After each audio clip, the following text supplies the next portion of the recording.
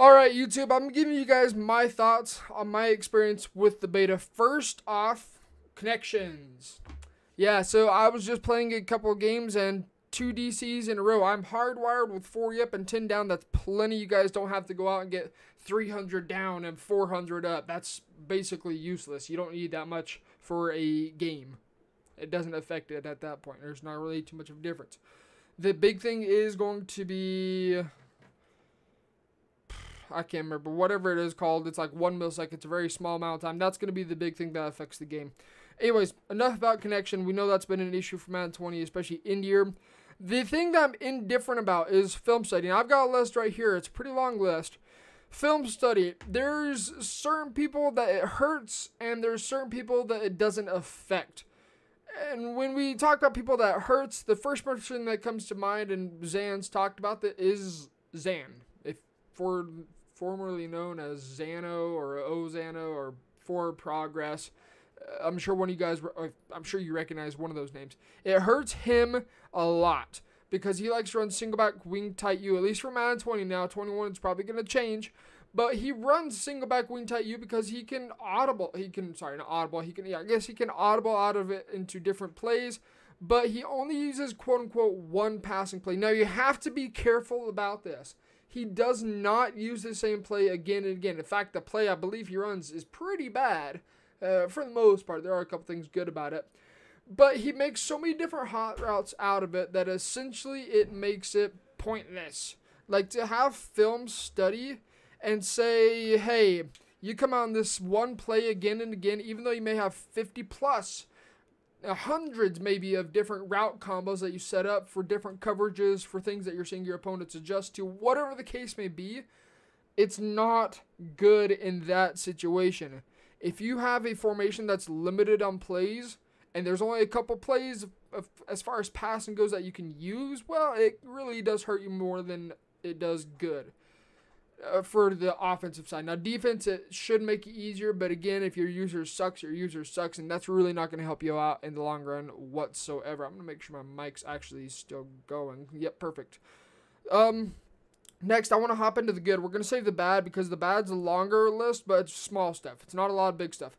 Good. Release. Holy crap. I could probably be so happy if the release was this good in Madden 20.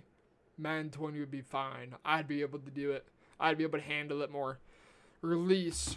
Lamar Jackson, Tom Brady. I don't think it's different among any QBs. The release is God tier. It is so freaking good that it makes me want to cry. It is that good. The release is snappy, it's responsive, it's quick. It doesn't matter what QB you use. Essentially, you got Gunslinger on all your QBs. Now, whether or not they're going to bring Gunslinger into MUT, and who knows how much quicker that's going to be, or even if you're going to hit the back of your opponent's head, we don't know that yet because we don't have the ability, or even if they bring it back, we don't know. Release is hands down best it's been in a couple years. I can't complain about that. On top of that, quick throw and accurate, gone. Sayonara, no more. So we come out in gun bunch, verticals. You guys know the wheel route, pretty tough to stop. You can snap throw the wheel route even if he hasn't fully developed to running upfield. If he's running still in the flats, you can hit him. Great. We needed that in Madden 20. On top of that, you can hit the flats. Deep zones no longer react to the flats as if they were in Madden 20. Now, again, this is very, very early state of Madden 21. This is only a beta. So as we get towards the end of the year, maybe zone thresholds will become more of a thing. Absolutely, as people start to discover them, as people start to learn more about the game. But, yeah, deep zones don't matter. Flats, they matter a lot. They matter a lot. And we're going to talk about flats and bad as well. Flats, good, especially with the new coaching adjustment. It becomes more of a chess match. Because now you can say, hey, I want this cloud flat to drop back 30 yards and cover this deep corner. Say it's 2nd and 25. They're going to hot route. They're obviously probably going to hot route a corner route to get over top of cloud flat. That still happens in Madden 21 beta. It still does. Corner routes still good over top of cloud flats. Unfortunately, if you have the right combo set up, which when the game releases, we'll talk about that a little bit more. The user is not as bad as people make it. Now, we kind of got to put this in hyphens. You got to be careful about this because the user's bad in certain situations, but the user's good in others. The user is good, because you can no longer just run around in circles trying to chase 6 or 5 or 4 or 3 or every different route possible on the field. It's good for speed because speed now matters. Now, people are saying the user is slow. You got to be careful with how you use that.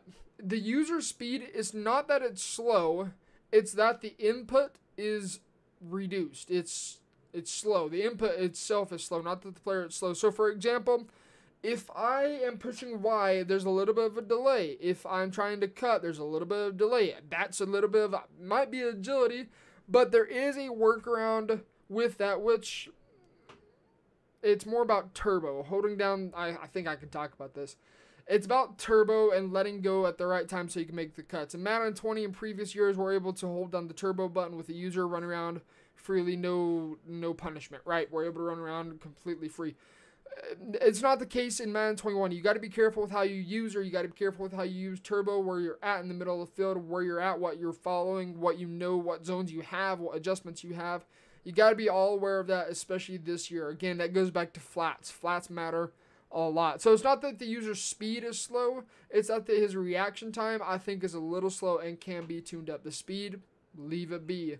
A Tyreek Hill should be burning Levante David or Ryan Shazier. I don't think he's on the game. Deion Jones, some of these faster linebackers, he should be burning him every single time. A linebacker, and NFL, a linebacker will not keep up with Tyreek Hill. They see that mismatch, guess what? One play touchdown. That's how it is. That's how it should be. So a little bit about the user. We'll talk about the bad of the user as well.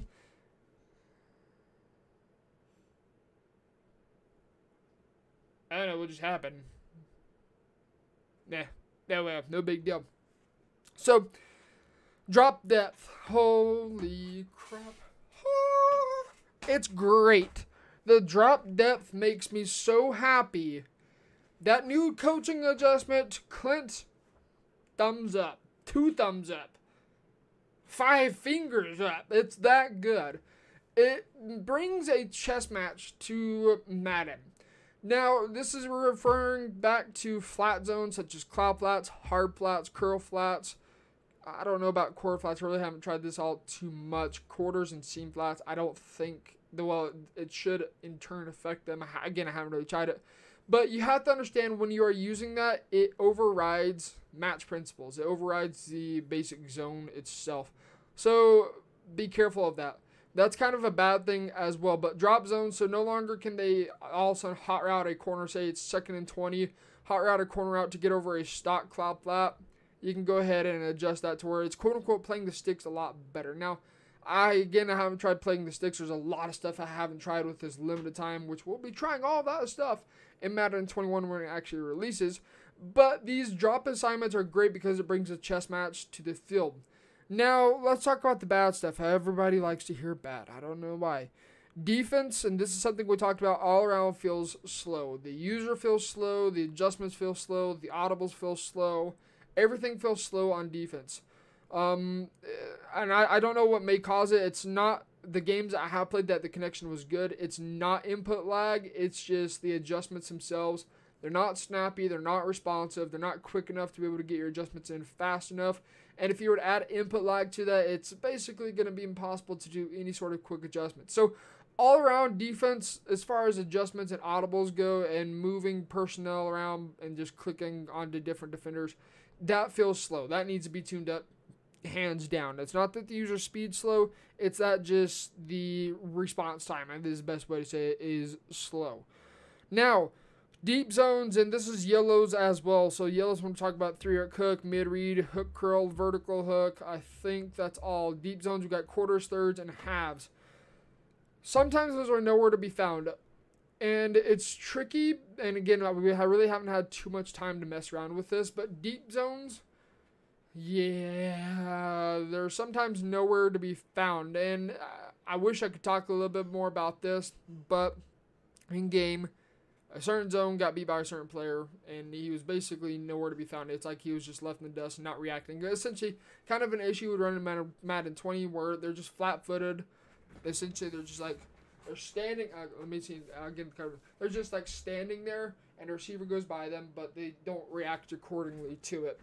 So, again, deep zones still often find themselves getting flat-footed. Yellows, remember that's hook curls, vertical hooks, through rec, and mid read. They don't react enough at all.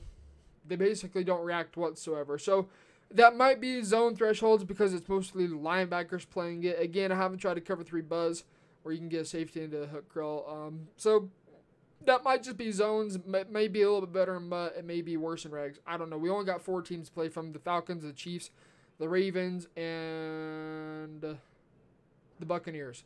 So we really can't judge how zones play with linebackers. Now, look, that's, again, it's just small things. They just need tuned. Hard flats. This is something that I think is a pretty significant thing. I don't think a hard flat, and this is talking about quick adjustments, should be affected by the drop zone depth.